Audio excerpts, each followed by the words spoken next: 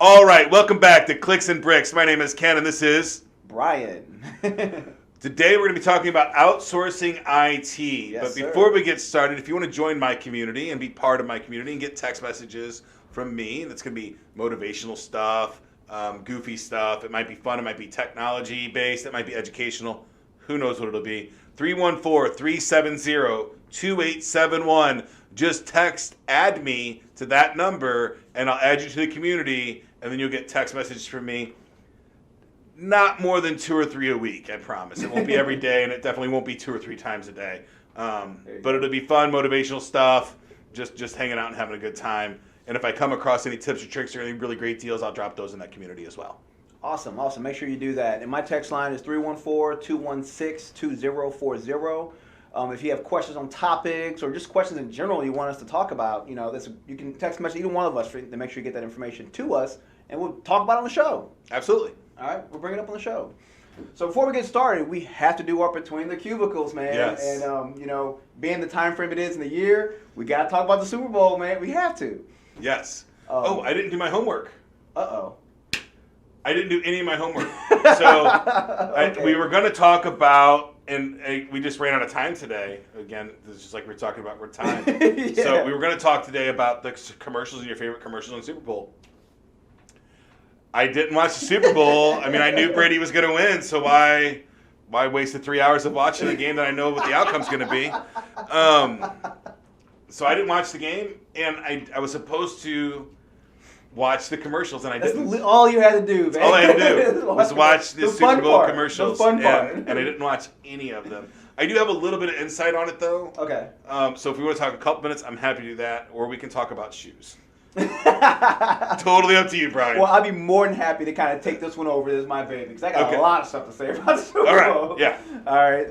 But I want you to go first with your part, though, and then I'll dive in. So the scary part for me was I have a Jeep Gladiator. So I'm in a lot of Jeep Gladiator A pretty groups, awesome Jeep Gladiator. right? Yeah, I've got a pretty pimped out Jeep Gladiator. It is, like my 7th most prized possession right now. Definitely my top 10 most prized There we possessions. go, the top 10. Yeah. But so I'm in a lot of Jeep Gladiator groups, and all I heard, and I think I watched the commercial that they're talking about, but the census is in the Jeep Gladiator groups that they're getting banned from Facebook for talking about how much they didn't like the commercial. So, and I thought that was really odd. That is right? odd. That if you don't have a popular opinion about a commercial, that you can get banned from a social media network, which is absurd to me. I think I know what commercial they're talking about. I did look it up because I saw people talking about that. Right, like, right. hey, I've got my post deleted because I said that commercial sucks or whatever.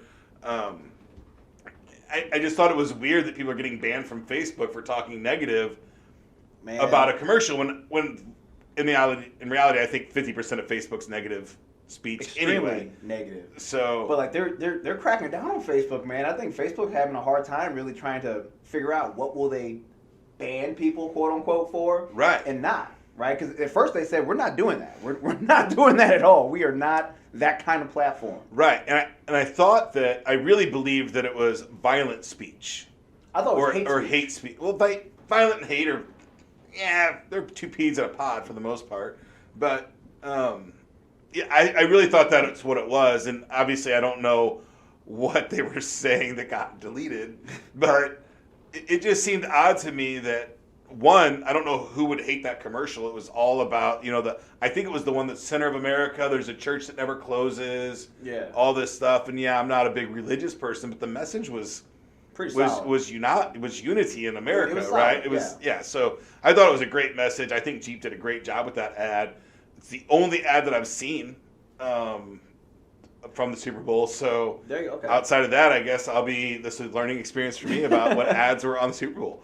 I mean, the Doritos had a really, really good one that caught my eye. Yeah. There was one that had Ric Flair in it with his woo, which Really? I grew up with. Yeah, it was awesome. And The then- Ric Flair, woo! Yeah, yeah. Woo! They were doing Love Zoom, it. They had a Zoom call. All the people on the Zoom call, and they were like, Ric Flair, can you give us a woo? He's like, I don't know. So man. what did we see Ric Flair on recently? Was it Cold as Balls? Yeah. Okay. If you haven't watched Cold as Balls, Watch no it. affiliation. I have no affiliation with Kevin Hart at all. I love the little guy. He's great. He is tiny though. Tiny little Kevin Hart does this cold as balls on YouTube, and it's hilarious. It is absolutely hilarious. I love it. It is. Everyone's been funny.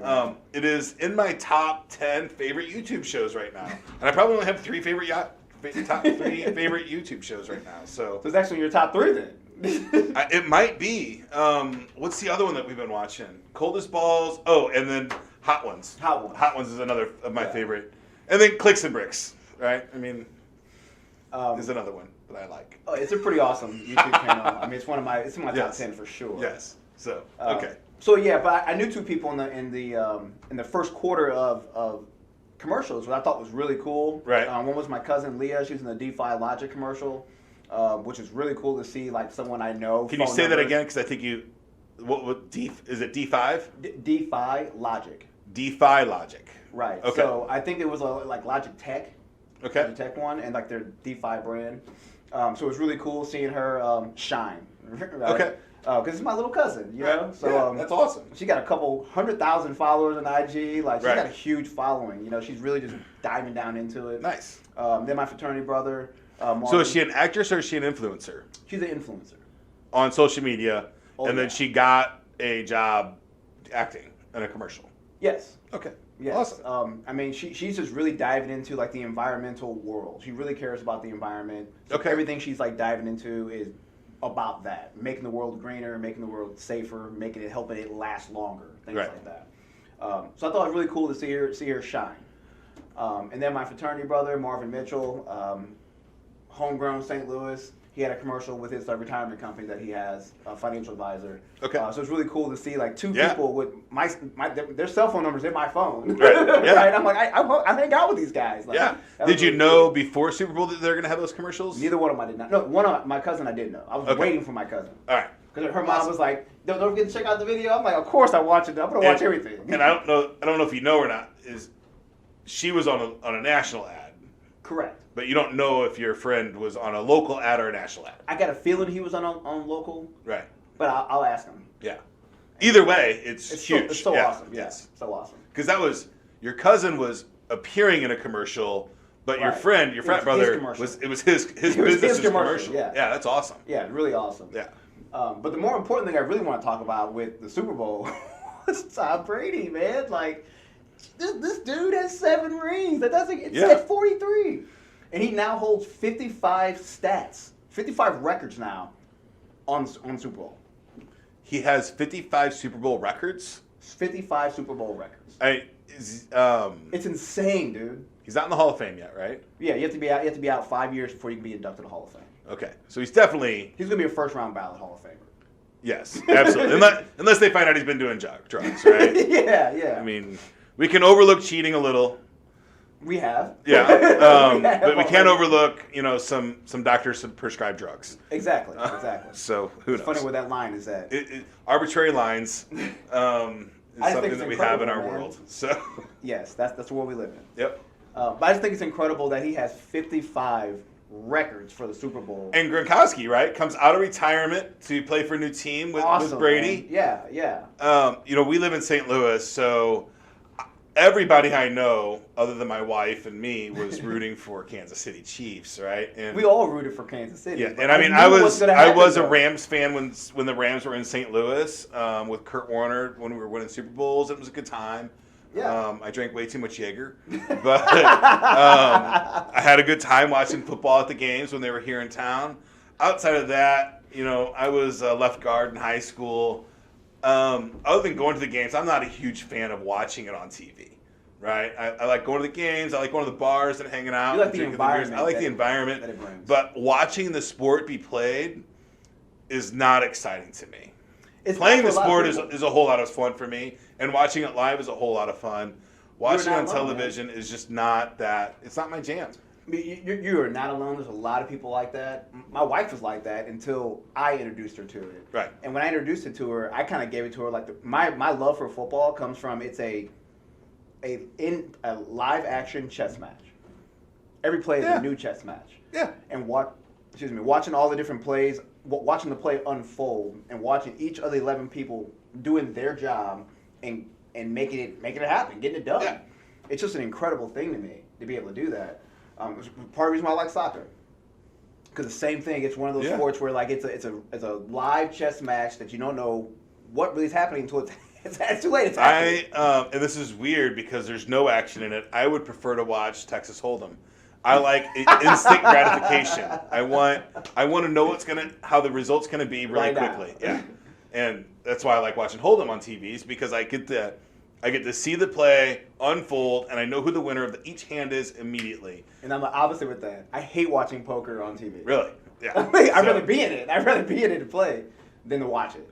It's funny because I would rather play football and watch Texas Hold'em, and you would rather play Texas Hold'em and watch football. We're the exact opposite. Yeah, of that. that's funny. That's hilarious. Yeah, awesome.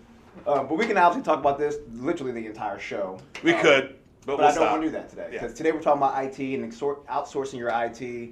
And I want to dive right into this and just start at the very, very beginning, right? Right. If you're going to outsource your IT, where do you really start?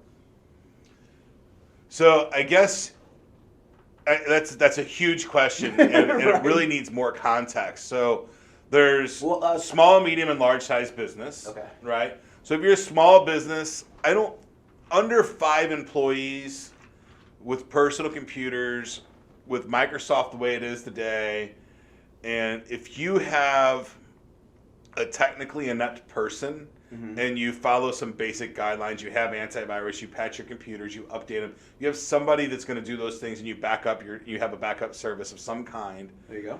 I don't know that you necessarily need to outsource your IT. You might have a consultant that you call on to break fix some things, which is getting harder and harder to find. Yes. They're Good talent, man. that can come by and fix your computer.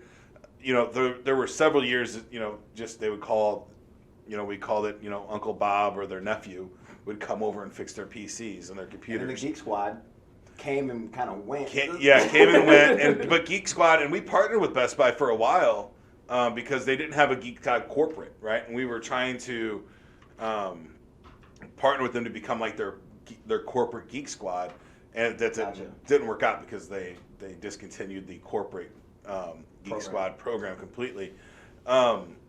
So if you're a really small shop, have a consultant or somebody on staff. If you don't, then hire an MSP to do it, local MSP. If you only have 5 computers, should be pretty cheap. If you're paying more than $45, $55 per PC for, basic management and updates, you're on the high side.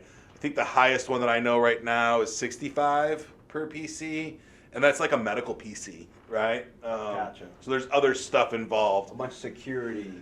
Yeah. But you're over 5 employees, so 5 to 25, local MSP is fine. When you're at 25 to 50, you probably need to insourcing some of your IT. I just thought about something. Yeah. We keep saying MSP, and obviously we know what that is. Oh, it's a managed service provider. Okay. Yeah. Other people may not know that. And then there's stuff that you should just always outsource on IT, right? You should always outsource your website to a hosting provider. You should always outsource your email. Not always. Most of the time. Depending on what you're working on, right? If your industry is something where you're really like sharing a lot of personal information that should never right. That makes sense to keep that secure. Email is a hard one for me, right? You have to love technology to host your own email server. Or you have to have somebody on staff that is really passionate about it. But just having an email server for 50 to 100 employees, just one, it's a full-time job, right? So managing an email server and the biggest mail environment that I've ever managed was 75,000 emails. That's a lot of emails, man. That I've been personally responsible for. I feel like I have 75,000 emails right now. Yeah. You do too. You probably have more than I do. I have a bunch. So today we manage, probably 50,000 emails total. I don't even know because we don't count anymore. Right? We used to charge per email account, but we don't charge anymore, so they're free. So really, I don't even know how many how many emails are under our control today. Under what we call our mail farm, our managed mail is 10,000 roughly email accounts, and then we also have we've built private clouds for some companies that we do There you go. private cloud email hosting on. So, and those are... So it's just their emails that you handle. It's just their email. It's a private cloud built just for their emails. And what that's a large company. I don't know if I can talk about them on the show or not, but we'll just say it's one of the largest companies in the world that we host their salespeople's emails that are out in the field, because it's a whole bunch of politics. But at the end of the day, they needed a really secure email solution. They couldn't go to Google and Microsoft because they can't agree to those terms and conditions, right? Because that's my question. Like, when you host your email at Google, they're reading your emails. Like, they have access to all of your content. Microsoft is similar. I mean, you really have. I don't want to talk about Microsoft's terms and services, right? Or right. Gmail's terms and services, but they're, wildly publicly used systems. And if you're dealing with salespeople with very, very sensitive intellectual property, you want to control that data as much as possible.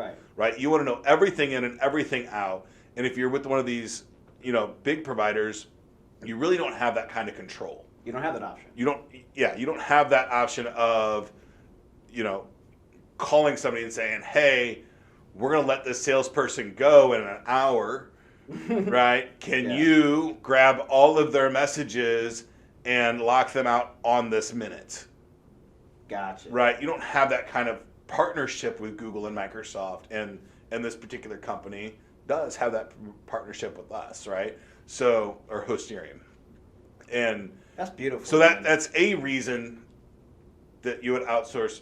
First of all, you don't want to host your own email, but when you outsource email, there's a whole bunch of different variables that you might want to look at. Intellectual property is a huge one, right? And controlling, if you're at Gmail, you don't have access to the raw log files. So that's pretty important. If you had to go to court with an employee about what emails they sent to who, and they deleted all their messages, you have nothing. Yeah. Right? If you host your own mail with an outsourced and you control that in a private cloud, then you could say, hey, I want to keep my logs and export them here, so that you have every transaction that every person's done through the entirety of the existence, right? And if you've ever run a company for more than a couple of years, you've probably been stolen from. And they probably use their email to conspire with other employees or customers or other people to do that, to use that to help them facilitate that. And, if it's money or property, intellectual property, it's still the same thing. So it's good to control that data. I mean, control is everything for a business, right? Because, you start losing control, you lose employees, it's you a lose lot, money, yeah. you lose revenue, and then down the line, the next thing you know, your business is gone, right? Yeah, it's a balancing act of opening up the doors enough to let your employees run, and then not giving them so much rope that they can hang themselves, but give them a safety. Hang you for that. Or hang you, yeah. But you want a safety rope that you can kind of. A choke chain. If something does happen, if something does happen, you have something to defend yourself with. Yeah. Right. So I guess a better question would be, what are the signs that you should outsource your IT? So I use this example all the time. I'm not a dentist. I'm not pulling my own teeth. Right? Agreed. If you're not a technology person, you're not an IT, don't try to do it yourself. Outsource it. Get it to somebody that knows what they're doing. If you don't know what antivirus is, or you don't have the ability to research a couple of different antivirus solutions to figure out which one's best for you, then outsource it. I've never liked any of the software that came prepackaged with my computer, right? So I like to wipe all that stuff off and have the stuff that I know what it does. Okay. So if you don't have any clue and you're like, hey, I'm not a technology person, for the same reason you pay a dentist, pay an IT person to support your computers. Same reason why you pay someone to lay your floors down. Exactly, yeah. So unfortunately, though, a computer, you can set it and forget it. We had a lady call us about 3 weeks ago. And so Hostirian's not a managed service provider. We're a hosting provider. We support a lot of managed service providers, but we also have a lot of direct end user clients. So we do some managed service provider services, but only to the customers that we already have a relationship with, right? And they call us when they don't have anybody else to call. So we had a lady call that's a customer of ours. We do all their social media marketing. We do their website. We do their website development. They own a local pizza shop chain. And her husband had passed away, and she called crying that her computer crashed and she didn't know what to do. So she brought it in. And we got all of her images back and all that stuff. That's what she was mostly worried about was the pictures of her husband that were on the computer. But it was her work computer, so it was her QuickBooks and all this stuff. You're not worried about your QuickBooks. You're worried about 10-year-old pictures, and I totally get it. But on the business aspect, when we logged into the computer, and we weren't doing any of we're doing all of our antivirus now and governance of that stuff. She had 68,000 viruses on her computer. Holy crap, dude! Right, it was wild, right? So it ended up being it took like 4 or 5 days to get it all cleaned up. And Jesus. But we got the hard drive repaired and we got all the data off of it, moved it to a new hard drive, and we got everything nice and good, and now we're cloud backup service and stuff like that. So if you don't have antivirus and anti-malware on your computer and a way to roll back, I think you should just assume that you're already hacked. That's very interesting. You should just assume that somebody is in your computer and they're up to tomfoolery and they're trying to collect as much data from you as they can before you figure it out and get them out of your computer. I mean, I feel like there's a few different things in life you should kind of always have that assumption, right? Like, you just don't know what's true or not. Yeah. So for that very, very reason, you have to assume that you're already hacked. Because these hackers are getting clever. I mean, you don't drive down the street and come to a 4-way stop and assume nobody's coming. You stop and you look both ways, and then you proceed. And that would be antivirus software and malware software. Well, even if I see someone coming, I don't assume they're going to stop. Right. We're dealing with a law firm a couple weeks ago, and he swore that he had antivirus, and he did. He had a whole bunch of viruses on his computer. He's like, "What? How'd it go? How'd this happen?" And he did have antivirus on his computer, but it wasn't updated in like 3 years. So how often does stuff like that really happen? It happens every single day.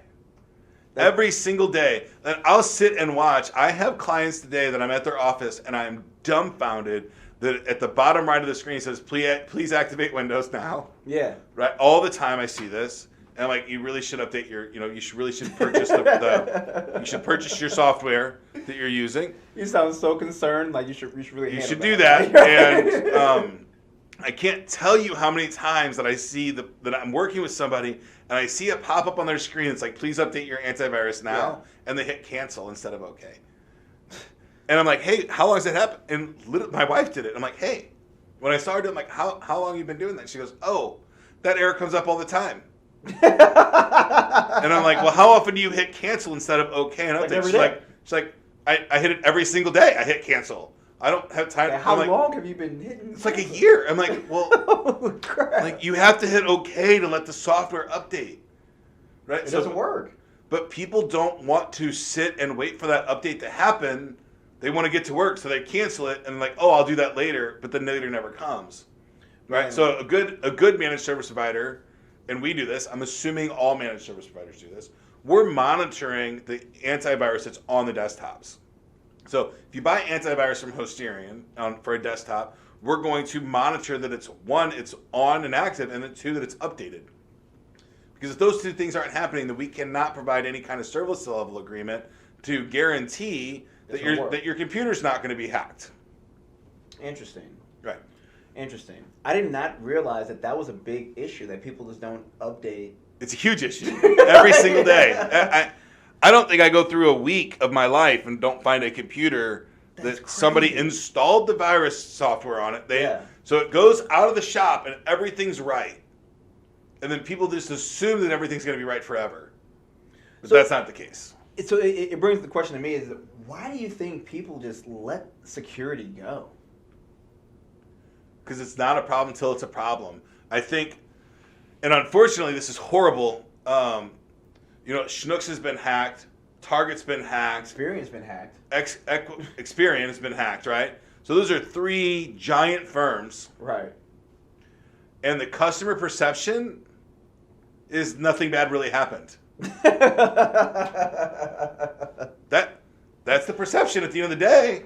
Man. Right? They're still going to Target. They're still swiping their cards all day long. That's crazy. Right? It's It's absolutely insane. I don't know how can you even think that... I think the reason that people put security on a back seat is because it's not revenue generating. So you think that because like it's not happening to me, right? One of those type things. Like, that's not going to happen to me. Yeah, right. One of those type things. It's like drinking and driving, right? Oh, exactly. I'm not going to DUI until you do. Right. Yeah. And then you could have paid. I mean, antivirus, all that stuff is insurance against a DUI or a bad thing happening to you, right? Unfortunately, sometimes bad shit happens to you, and you have insurance, but you weren't insured for that bad shit, right?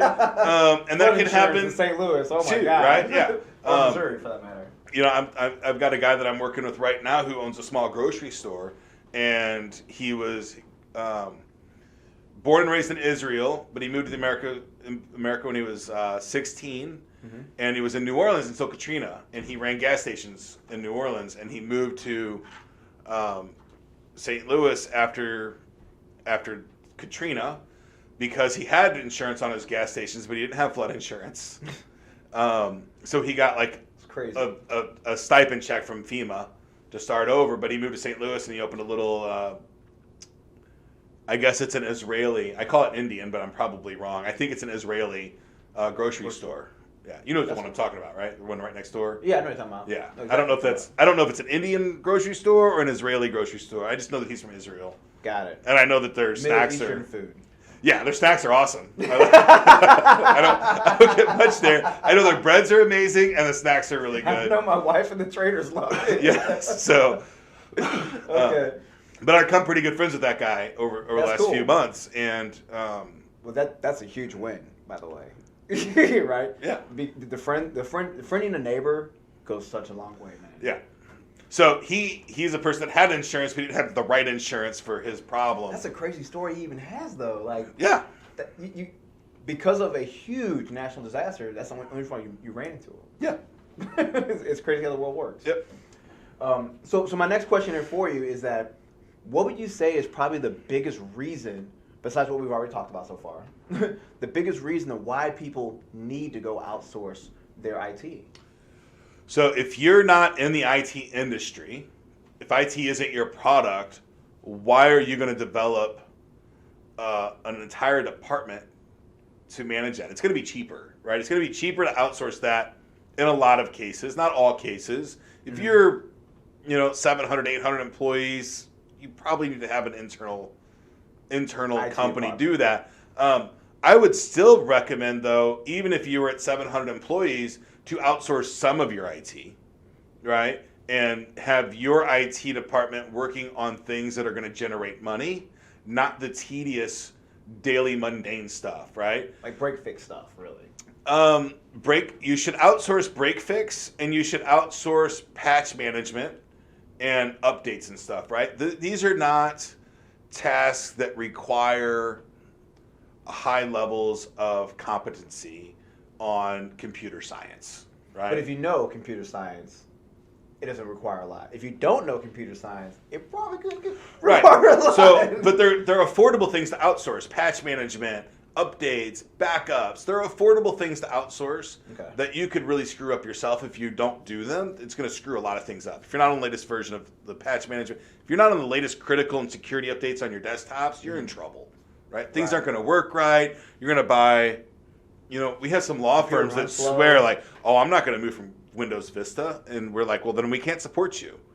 Like, because I can't go buy a printer that's going to work with your computer today. Right? So if it's the only reason that a company that's not an IT-based company should insource IT is if that insourcing the IT is a revenue-generating exercise. Interesting. Right? So if they want to work on new software that's going to make their company differentiate their company from somebody else, then they should insource that. Then it would make sense to insource that part of their IT. Right? I think that a lot of companies insource their IT so that they can have control, but I think they just haven't found the right managed service provider partner. Because I think with the right managed service provider partner, they're doing the pieces that you shouldn't be doing as a business because it's not your business. See, I don't know why is that such a hard thing for business owners to get, right? Is that like, this is not your forte. Why are you trying to do what your forte is not? Well, because they can go several months and potentially even several years in doing it themselves with seemingly no cost. Well, because it's like nothing happened. Nothing bad happened, but when something bad does happen, you're screwed. You're in a lot of trouble. Yeah, you're screwed. So, I guess like it comes to mind to me. Like I know business owners that have their servers in a closet. Yeah, right. I'm like, you should probably have somebody taking care of that for you, man, because you're probably not cooling it the way it needs to be cool. You're probably not updating and really monitoring the way it should be monitored. Yes. And that can be problematic really, really fast, and your business stops. Absolutely. I did a quote. This goes back some years. I did a quote for a guy, and it was not a inexpensive quote by far, but it wasn't outrageous either. But it was fairly big deal that he had, I think, 2 racks of servers inside his office, and we gave him a couple different quotes. Whatever way I quote something, I try to do like a good, better, best. Try to understand what your needs are, where you want to be, not only what your needs are, but what your wants are as well, and then make sure it fits, and then provide a solution that fits that. So we bid him one. Okay, we're just going to back all your data up and move it off site, right? Which used to be harder than it is today because there wasn't as many cloud backup services and things like that. There was that quote, and then there was, hey, we're going to refresh everything, or then, hey, we're going to bring. We're going to give you all brand new equipment, build you a nice environment, all that stuff, or we'll move it all to the colo. And he literally, the day that he rejected he said, no, I'm just going to keep doing what I'm doing. That night, his building burnt down. Whoa. Yes. So we ended up. Did he have anything backed up? Had nothing backed up. Oh, and man. His tapes were inside a firebox, inside the building, that got a couple 100 degrees and all the tapes melted. Right? So I mean, the firebox they have a time frame. Well, they're not heat proof. Right? So if you're putting fireboxes are not heat proof. I thought they have a time frame that they can stay protected. Well, steel will stay protected in there, but plastic won't. Well, that's true. Like plastic's gonna melt, right? And tapes are plastic. So this guy's tapes melted, all his backups melted, all his gear was destroyed, water on it, all this stuff. So we were able to. He is still in business, but it took us a long time to recover the data off of the servers that were burnt, and we literally had to rent storage to store these things in, so we could take them apart because it stunk so bad, right? Because this is Jesus fire. So it was not good. But we were able to work through it, and we got most of his data back, and he was in business. Luckily, most businesses in that particular situation would have just been done. So how long was he down for? All in all, he was down for about 2 months. Woo!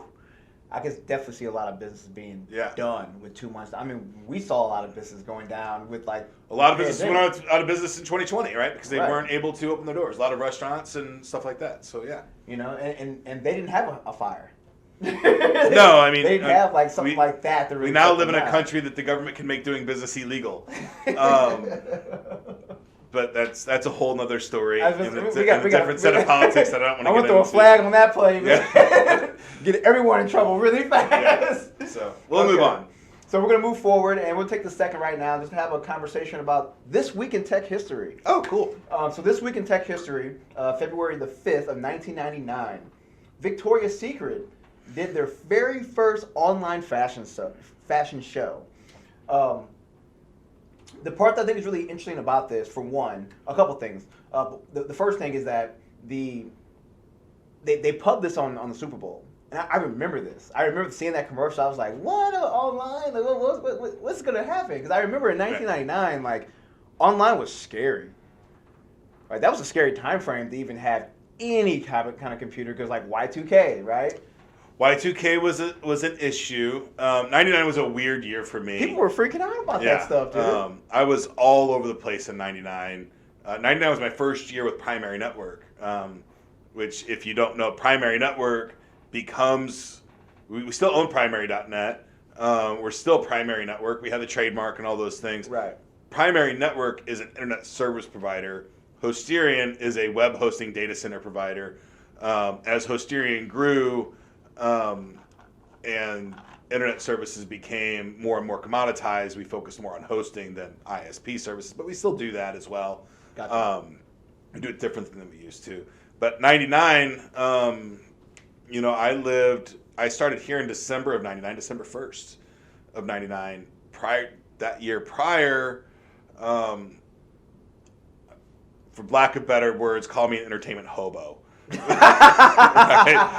I was traveling the country, working in the entertainment industry for musicians. So until December of 99,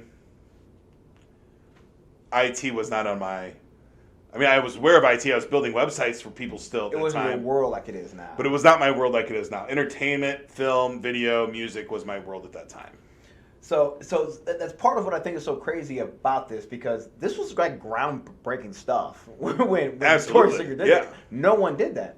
And right now it's down in history as one of the most successful first webcasts ever made, right? Because they have over 1.5 million viewers. They have the Angels. Come on. Who's not going to want to watch those? How did they not see that coming? So they had 1.5 million viewers on the internet in 1999. It was wildly successful. Absolutely, right? That was the majority of the internet in 1999. Yeah. Pre-1999, very, very few people had internet on their phone.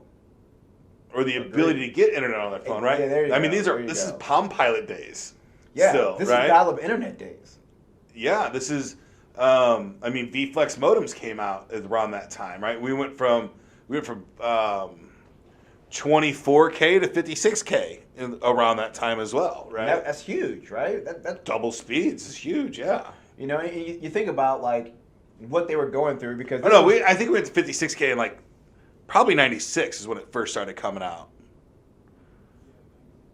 But there were two different kinds of 56K, and then V-Flex really kind of landed it, and it became the standard, so that you could buy a 56K V-Flex modem, and you could be on multiple. It didn't matter what provider you connected to. Gotcha. Right. Gotcha. Well, that is huge then. Yeah, it was huge for the internet, is to have a standardized modem that you could dial into multiple ISPs with.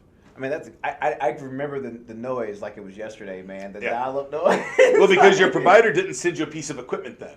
Yeah. Right? You had to configure your computer to dial in, and it was not a simple task at the time. No, right? absolutely not, man. With Apple, at the time, Apple with WinSock was much easier to dial in than Windows was. Because it was plug and play was their big thing, but we always called it plug and pray. And hope that it works. Yeah, because it didn't really always work. You would have IRQ issues, you would have conflicts, you'd have all kinds of issues, especially with that early Windows 95, early Windows 98. It was not Windows 3.1 was to get that to dial in. You needed a whole lot of stuff. But that's what's so crazy about this, because even though they broke history with having that many people on the webcast, right, it was no Picasso at all. It was grainy. A lot of people complained about. Took a long time. Took a long time. It was the quality was terrible. Audio would cut in and out.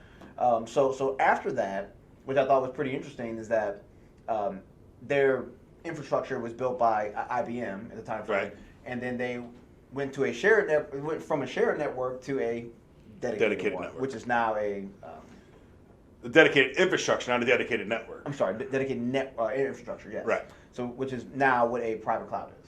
That's what we would call a private cloud today, is a set of dedicated infrastructure for a specific customer to satisfy a specific need. There you go. So, I just think it's very interesting that, the same issue that people are still having now, this is a 20-year-old issue.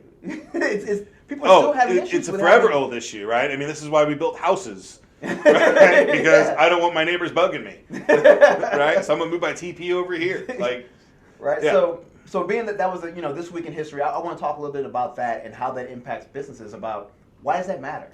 Right. Right. So February '99, I don't know where I was, but I was not aware of that. It wasn't a big moment in my life, right? Nothing that I can remember. As I just explained, I don't watch the Super Bowl, so I remember it very clearly. I probably wouldn't have seen it. I do love the Angels. I love Victoria's Secrets. I think they did I think they're probably the premier female underpants line in the world, right? Well, they I were. would think. Are they not anymore? They're starting to go down. But aren't they the ones that have the pink stuff? Aren't they pink? Yeah. They are pink. I don't think I go a day without seeing at least 3 women wearing something that says pink. I mean, do you?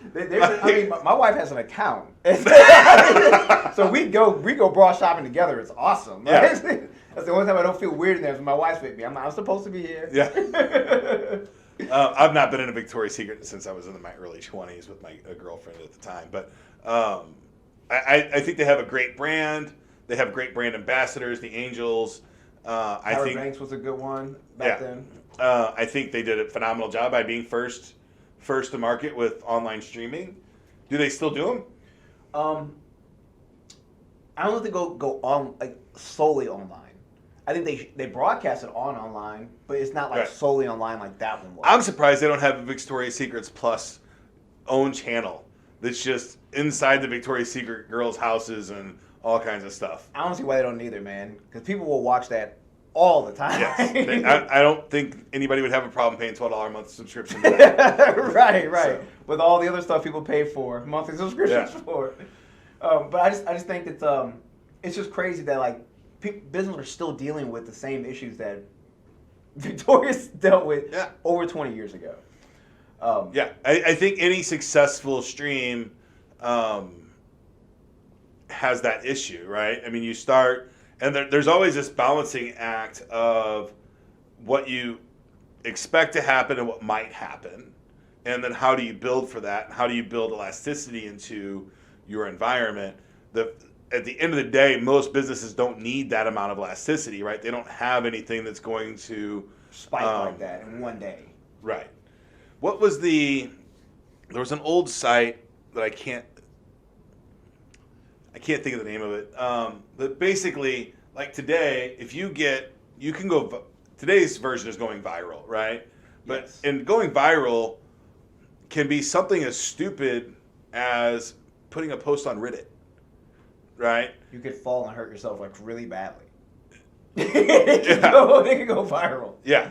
I mean, you'd have to record that and post it. But for a business, literally, you could have an employee make a bad tweet, and all of a sudden your website's getting bombarded, right? Right. With all kinds of hate speech and all kinds of other things. Yes. So there's a bunch of different ways that you could go viral and need elasticity. And when I say elasticity, I mean fast growing servers that can grow their capacity really well, or software that can grow their capacity really well. It doesn't happen that often. You want to have a provider and an infrastructure that can support it if you think that might happen to you.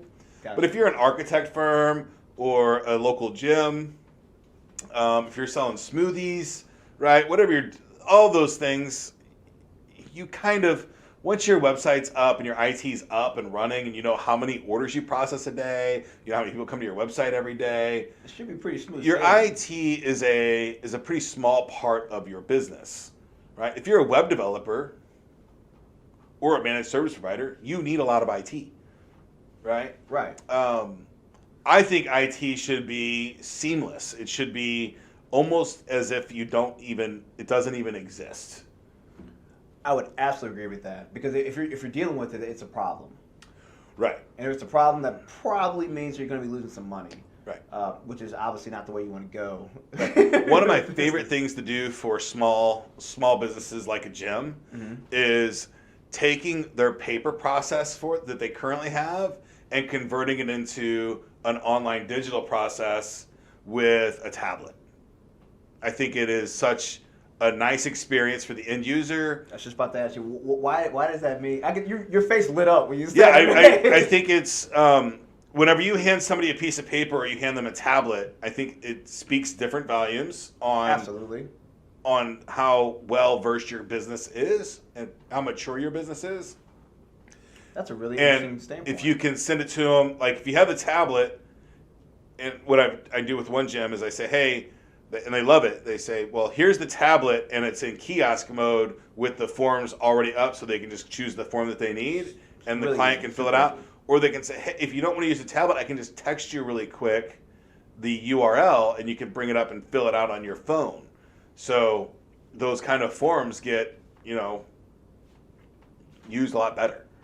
And So being professional with them. right, really. and what I've found is that most, even small businesses, don't have the ability, they don't know how to do that, right? They don't know how to program forms. Man, Which is wild to me because we build forms all the time. all the time. Like, it's All the nonstop. time, We're building yeah. forms and creating all different kinds of processes. We create due diligence processes. We create quality assurance process. We create new order process. So, like, if we're building a website, we have a form that we have. It's a questionnaire that we go through with the client, right? The client might never see it. Sometimes they might, but the success manager would go through that form and fill it out to help us know that we got all of our stuff. So, that's currently my favorite use of IT, outsourced IT, is that I like doing for people. Took my next question, man. Oh, I was like, what was your favorite thing that I Yeah, so the favorite thing that I like that when people outsource it to us is saying, hey, I have these 10 processes and I need to streamline them better. So we build a website that is multiple forms and different processes and workflows, and the forms walk them through the workflows. It helps businesses. It helps them grow because they can get that mundane work done faster. Mm-hmm. It helps them grow because they can send their clients the forms and they can do them before they ever show up. So a chiropractor office, right, has all of these forms that you have to fill out, and they're paper. I hate filling out.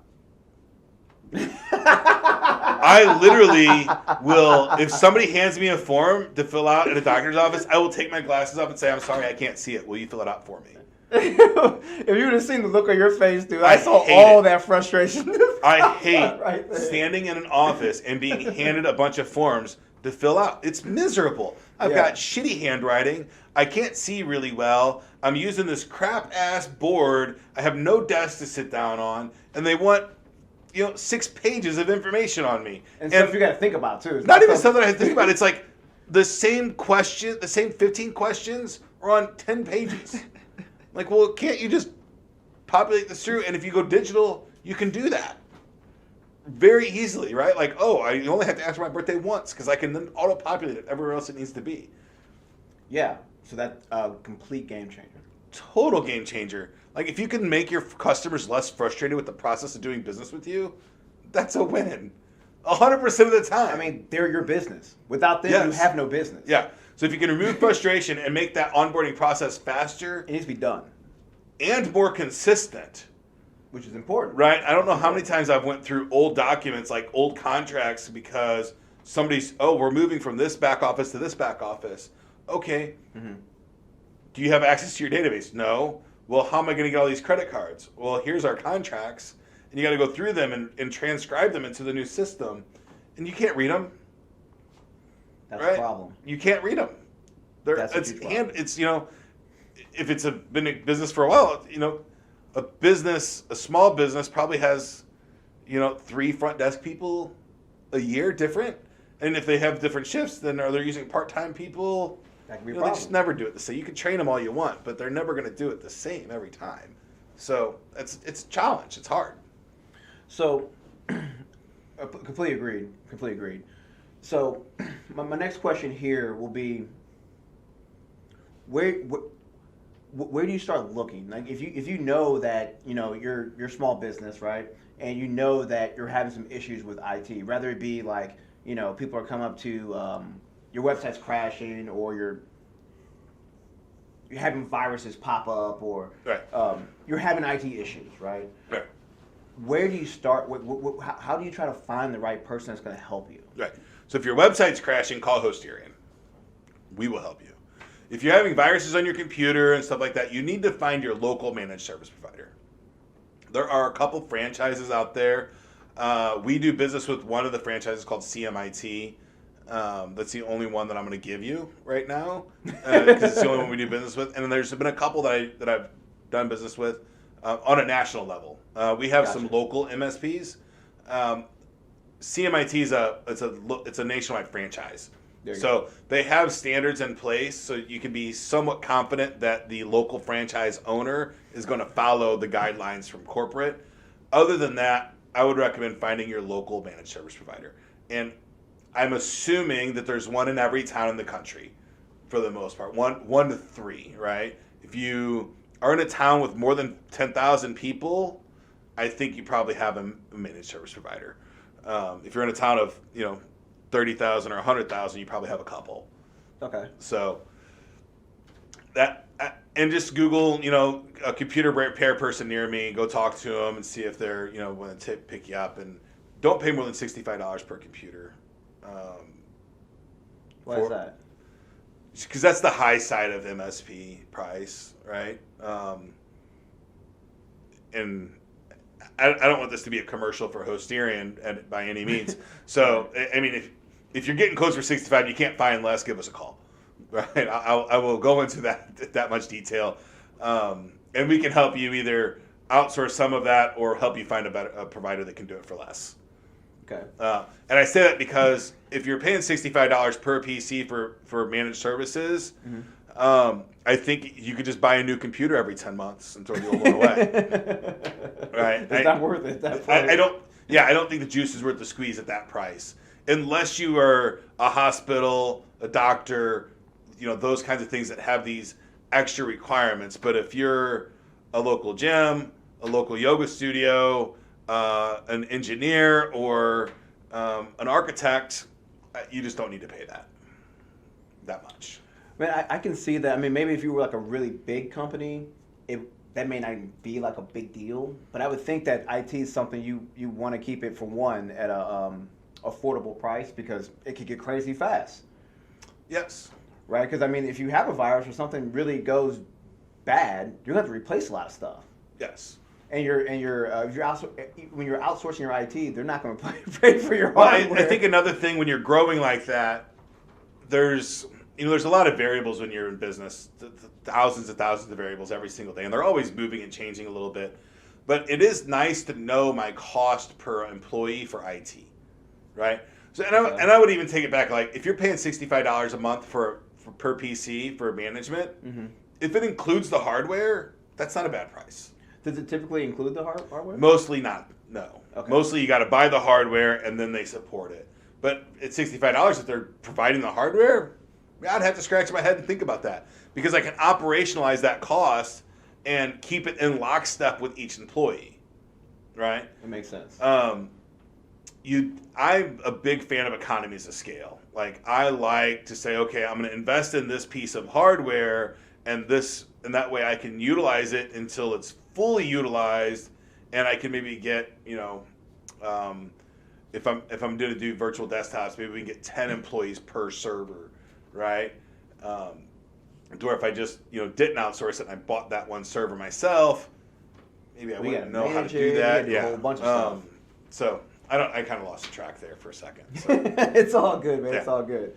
So for a company that is in a transitional period, right, and they're thinking that they're going to grow, how do they even present that to their MSP provider about how they take care of them?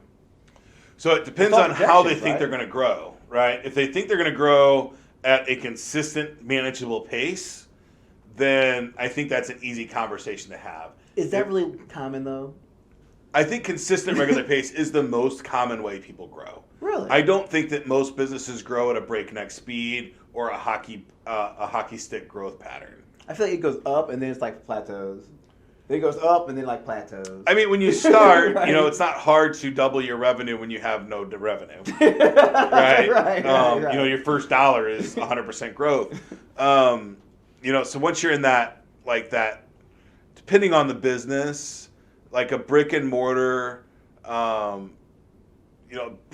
gym, right. Small boutique, $500,000 to $1 million is a really good rate. It's a really good revenue basis. But if you're a brick and mortar restaurant, I think you're probably $300,000 to $500,000 or $300,000 to $3 million, depending on the restaurant and what style, where you're at, all those kinds of things. So it's really even hard to break that down to a specific industry. Right. So I forgot what the question was. So we're talking about like growth, right? So if you're growing, like, right, okay. How do you know how to explain that to your MSP so they can take care of you? Your MSP should understand growth.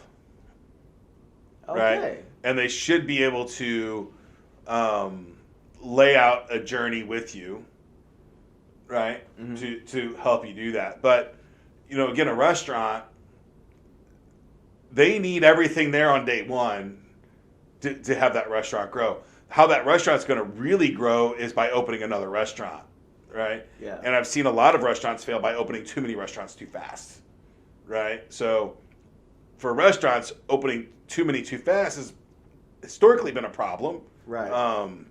You don't know. I was just talking with an old, one of the old manager teams at a restaurant called Noggles, and they grew too fast. I knew a lot of the owners of a bar called America's Pub. It was great, right? They were a couple $1 million bar in every city they were in, and they decided, we're going to grow really fast, and it bankrupted the company, right? I mean, I bet that happens a lot. Yeah, so fast growth I've seen hurt more than help. So consistent growth is where you really want to be. But if you're going to have fast growth, then you need elasticity in your infrastructure, and the best way to do that I know of is the hands down best approach for that is hybrid cloud, which I'll present on a very, very regular basis to potential clients, is a private cloud that can expand into a public cloud. And then you use that for growth, but then once your growth is done, you can scale back down to your private cloud, or you can add resources to your private cloud and remove those services from the public cloud back to your private cloud. So it gives you the ultimate flexibility at the end of the day. A hybrid cloud, affordable flexibility, is the most cost-effective way to have a bunch of flexibility, right? And I'm a guy that loves utility stuff, right? If I can get the most versatility out of something, that's my approach. That's why I have a Jeep Gladiator, right? Because it does the most amount of things for me. There you go. Right. I mean, I think that's awesome, man. Because you never know what you're going to run up against. You never know what's going to happen. Right. Anything can happen in your business, and with technology being technology, you never know when it's going to disappear. Yes. You never know when a life event like your building burning down that could change what you need out of your IT. Yes. The only thing you can definitely count on is that you will get curveballs thrown at you. Something will happen. Back to the conversation we had right before the podcast. Period. Yeah. Something will happen. Yep. Okay, so before we wrap up here, what are some some quick ways for us for people to figure out? Okay, I think I need to outsource my IT.